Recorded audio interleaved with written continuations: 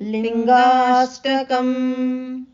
ब्रह्ममुरारिसुरार्चितलिङ्गं निर्मलभासितशोभितलिङ्गम् जन्मज दुःखविनाशकलिङ्गं तत्प्रणमामि सदा शिवलिङ्गम् देवमुनिप्रवरार्चितलिङ्गं कामदहनकरुणाकरलिङ्गम्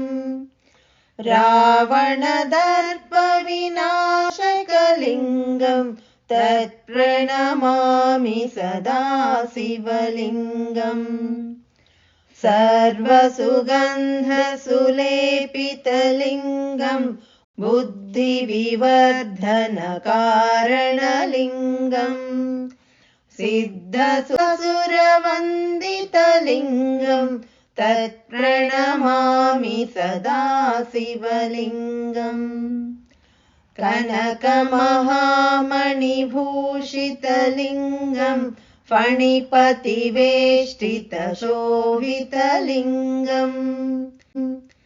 दक्षसुयज्ञविनाशनलिङ्गं तत्प्रणमामि सदा शिवलिङ्गम्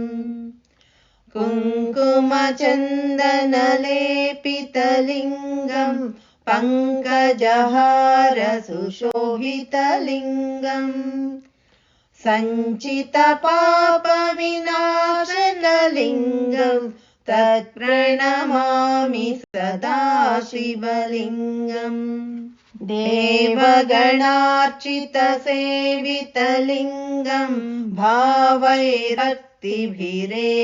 च लिङ्गम्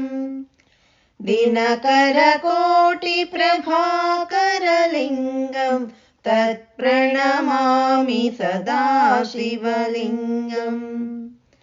अष्टदलोपरिवेष्टितलिङ्गं सर्वसमुद्भवकारणलिङ्गम् अष्टदरिद्रविनाशनलिङ्गं तत्प्रणमामि सदा शिवलिङ्गम् सुरगुरुसुरवपूजितलिङ्गं सुरवनपुष्पसदार्चितलिङ्गम्